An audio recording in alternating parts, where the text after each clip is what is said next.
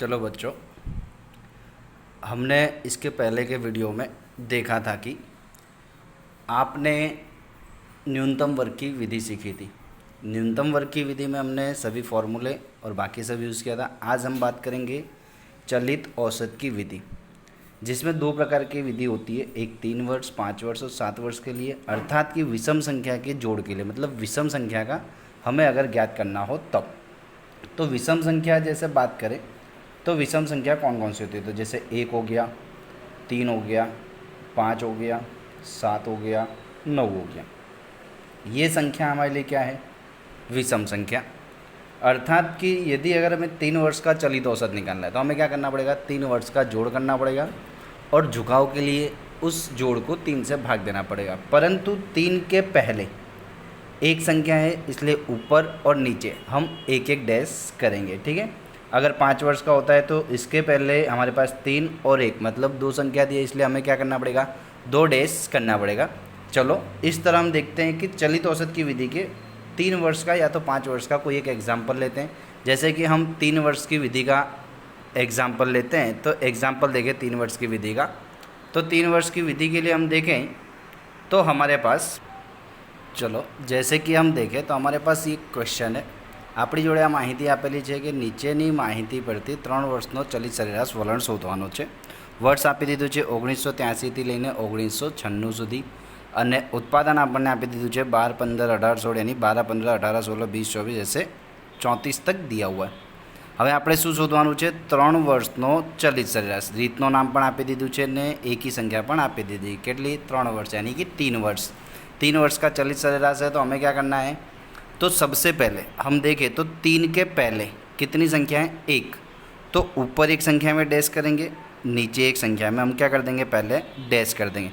यदि इसकी जगह पे 5 वर्ष का होता तो 5 के पहले कितनी संख्या है? 2।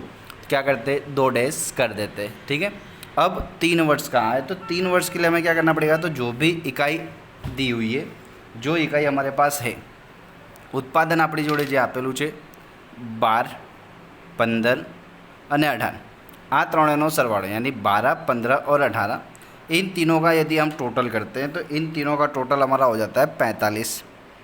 फिर उसके बाद हम टोटल करेंगे 15, 18 और 16, तो 15, 18, 16 को टोटल करेंगे तो हमारा हो जाएगा 49। वैसे ही फिर 18, 16, 20, यानी एक एक संख्या छोड़ने के बाद फिर हमें क्या करना है? जोड़ करते जाना है 3 संख्या। फिर 16, 20, 24 ऐसे हम टोटल करते जाएंगे तो हमारा टोटल होते जा रहा है 60। फिर उसके बाद 71, उसके बाद 75, फिर हमारा होगा 79, 84, 90,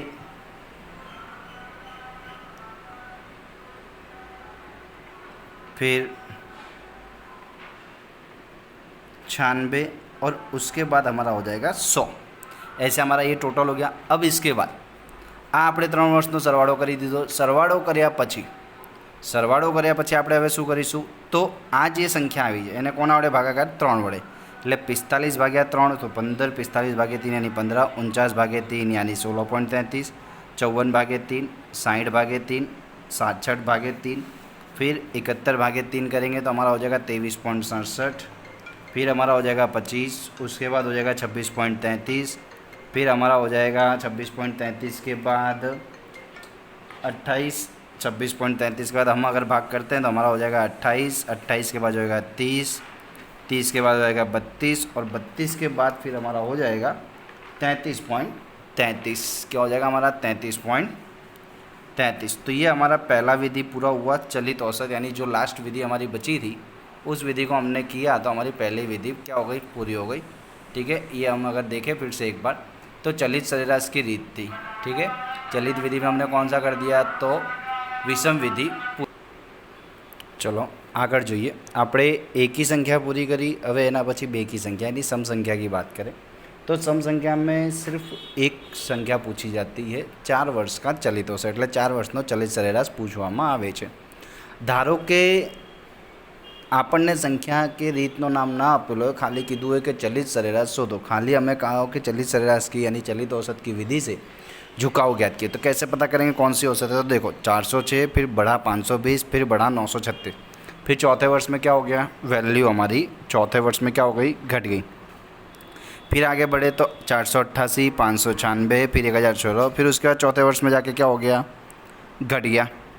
फिर 3 साल तक वैल्यू बढ़ी और चौथे साल में वैल्यू क्या हो गई, घट गई। यानी हर 4 साल पे क्या हो रही है, कीमत घट रही है।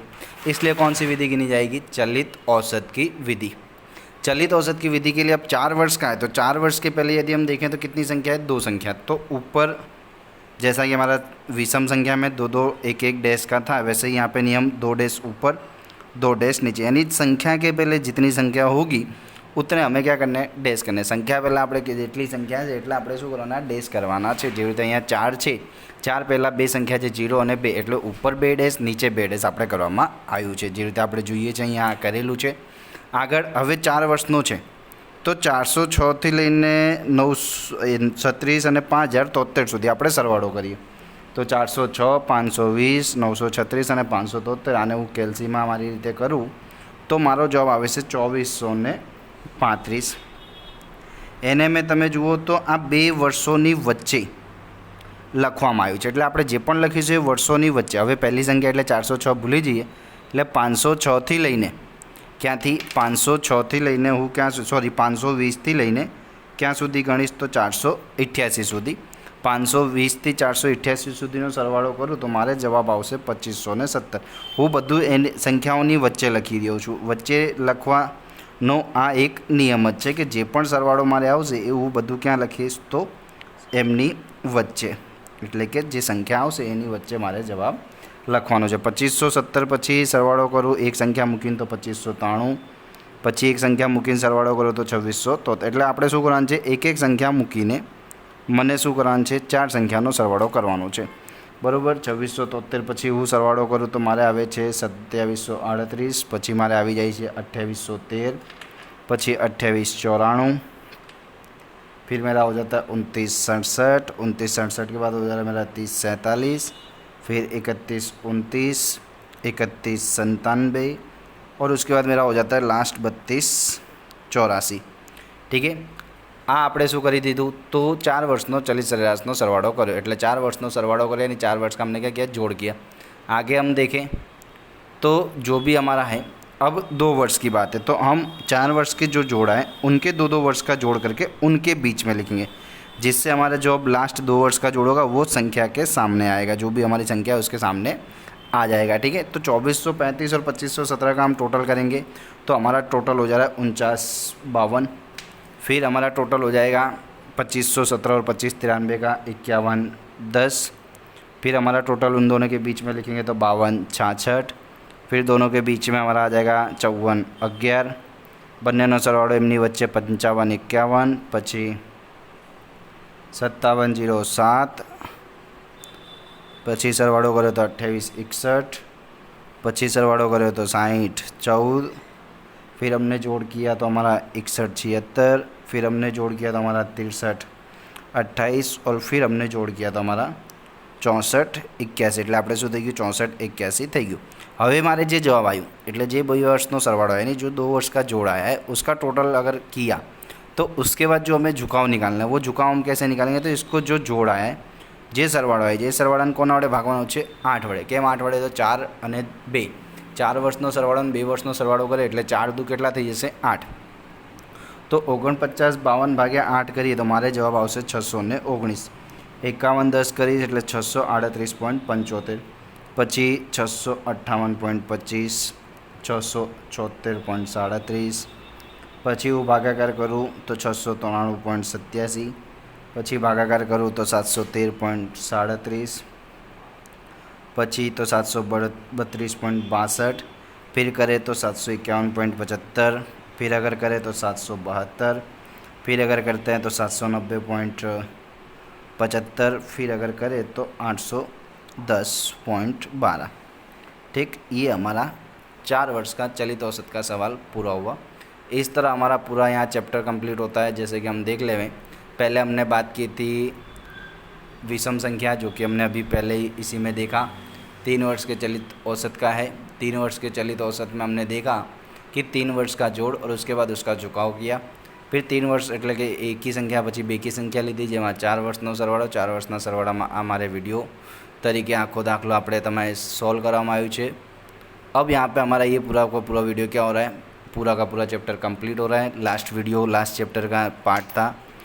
अब एक जो महत्वपूर्ण सूचना है हमारे लिए कि इस कोरोना की बीमारी में ऑनलाइन वीडियो बनाने का पर्पज़ सिर्फ एक है कि सभी विद्यार्थी, બધા વિદ્યાર્થી મિત્રો ઘરમાં બેસીને સોશિયલ ડિસ્ટન્સિંગ, માસ્ક, સેનિટાઈઝર એટલે કે કોરોનાના જે પણ નિયમો છે બધાનું પાલન કરી ઘરમાં રહી આપણા પોતાના ભણતર પર ધ્યાન આપી આગામી પરીક્ષા માટે પૂર્ણરૂપે તૈયાર રહે એ માટે અમે આ વિડીયો બનાવી રહ્યા છીએ કે કોઈપણ વિદ્યાર્થી કે એમના પરિવાર કુટુંબજનોને આ રોગથી બચાવ મળે એ માટે અમે આ બધી સુવિધાઓ તમને પહોંચાડી રહ્યા છીએ, આપી રહ્યા છીએ। ઓનલાઈન સ્ટડીના પ્રયાસો કરી રહ્યા છીએ।